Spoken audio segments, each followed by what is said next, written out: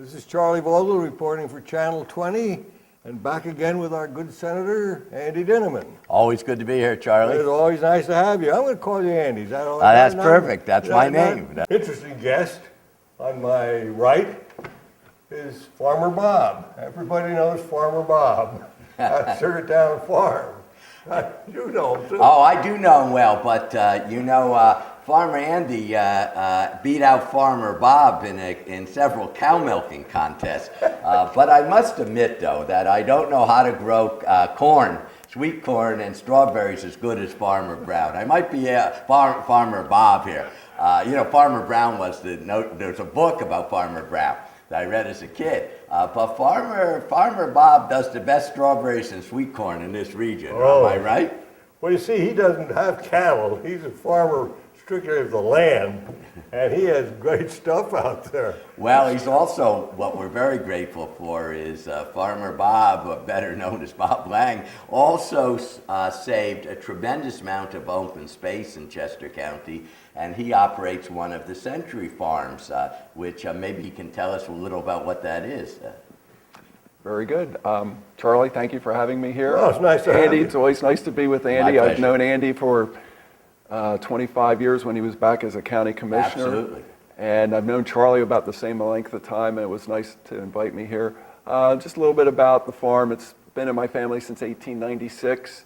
In 1996, we had a Century Farm celebration. Governor Ridge was out, Andy, along with the county commissioners. And my family's been very dedicated to preserving open space. My sisters live on the farm, I live on the farm. My niece is taking over the horse operation of it. I continue to do the farming. We have vegetables, sweet corn right now, and sunflowers. And then in the fall, we have about 10 acres of pick-your-own pumpkins and school tours where the kids come out, take a hayride, pick a pumpkin. They'll stay for lunch. We have picnic areas.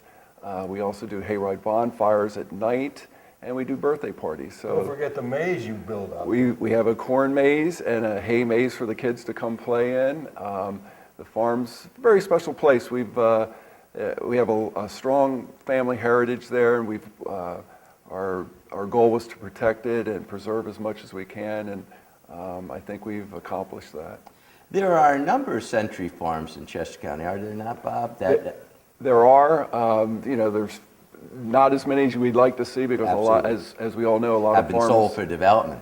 And it's unfortunate, but a lot of them are forced into the sales to pay federal estate taxes. And fortunately, our family's on the same page to preserve and protect and not sell.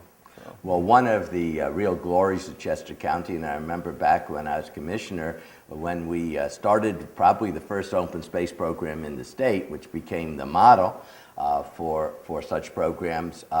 One of the notions was to save as much as agriculture as possible. And if we take what the county has done, money received from the state, a small amount from the federal government as well, and what our conservancies, as Brandywine Conservancy, Willistown Conservancy, French and Pickering Trust, and others have done, we have saved about a fifth of Chester County with easements. So open space and agriculture can continue within this Commonwealth, and we're very grateful, I think, Charlie, and I know to all those, to our farmers who have allowed this vital part of our county history to persevere. And you like being a farmer, no? I love it. You're your own boss. Every day's a different day. You never know what's going to happen. We can hear a thunderstorm occurring as we have this interview. But every day's different, and I enjoy getting out, seeing nature, seeing the crops start out as a seed and come to fruition with a pumpkin at the end of the season. It's a nice lifestyle. We'll have to mention something else that we'll do next year, but the purple martin is an endangered bird. Well, it's not endangered. It's declining in Pennsylvania. Purple Yeah. martin is a swallow that's dependent on man to put housing up, and these birds, once they establish, are very loyal and will come back to the same boxes every year. So for 10 years, I tried to get purple martins on our farm, had no luck. I finally, 4 years ago, had one pair. They had 4 babies. We banded them. Willistown Conservation Trust banded the babies. This is the 4th year. We banded 59 babies this year.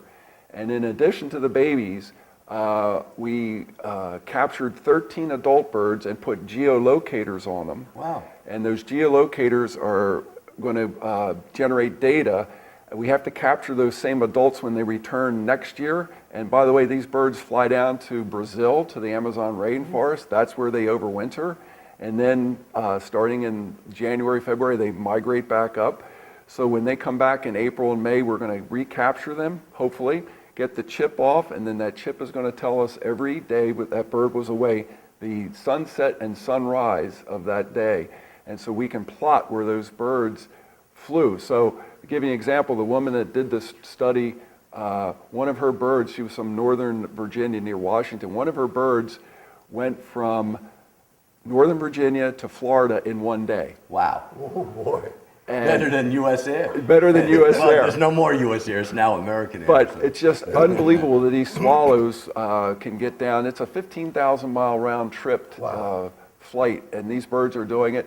They're declining statewide, but they are doing well in Lancaster County and also in Erie County. So when we got one in Chester County established in Willistown Township, I was pretty excited, and each year it continues to grow. And it's just kind of exciting to gather the data that these birds are providing us. That's so much we good. can learn from nature, isn't Yes. it? Oh, boy. Yep. But you know, I hate to come to the conclusion of this program without mentioning Meals on Wheels. Oh, well, you've been the hero on Meals on Wheels, Well, Charlie. we- Are you still treasurer? Oh, yeah, yeah. What do you think I live on?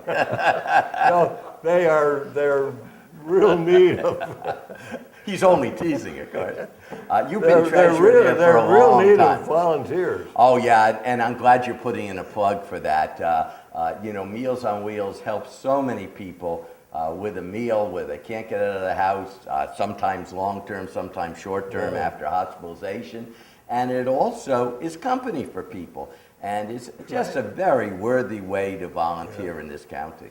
And we're funding is tough right now because of, you know, the economy, and we haven't dipped into our surplus yet, but it's touch and go. Really, we need help. Well, hopefully people watching this here in Hershey Mill will either think about volunteering, or if they contact you. Volunteering, or even making a contribution. Oh, It's that'd be very It's a helpful. tax-deductible contribution. So, helping a lot of people. yeah, with that said, I guess we'll bring this segment to an end and thank both of our guests here for their input. It was very valuable, very helpful, very interesting, and I thank you again. Thank And you. Welcome. With that said, we're going to say, stay tuned to Channel 20 and keep us in mind all the time.